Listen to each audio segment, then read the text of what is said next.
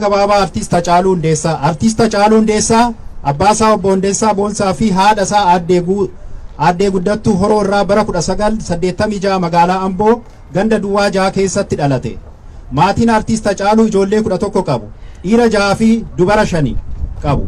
Hacaaluun umriin isaa barnootaaf geenyaan sadarkaa jalqabaa mana barnootaa Iddoo Liibanitti barate. Sadarkaa lammaffaa immoo Amboo High School'itti barate.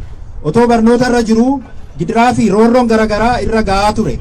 Sababa sabboonummaa Oromummaa isaatiin bara 2003 qabamee mana hidhaa Ambootti waggaa 5f gidiraa, reebichaa fi torcharii garaagaraa irra gahaa ture. Bara 2008 hiikame. Hacaaluun barnoota irraa yeroo boqonnaa isaa baadiyyaa warra akaakayyuu isaa bira deemuudhaan waan ilmi baadiyyaa hojjetu mara hojjechuudhaan qooda fudhataa ture. Hacaaluun hidhaa fi gidiraa irraa ga'uun otoo hin jilbiiffatin weelluu qabsoo adda addaa mana hidhaa keessa taa'ee qopheessaa ture. Hacaaluun erga mana hidhaatii ba'ee weelluu fi sirboota warraaqsaa uummata isaa biraan ga'uun lolee lolchiisaa tureera.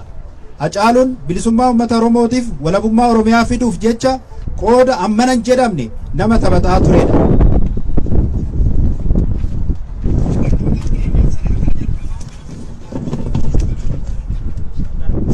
Hacaaluun sirba isaa maayii qopheessee otoo jiruu asaasan waxabajjii 29 bara 2020 rukutamee magaalaa Finfinnee keessatti baateerti.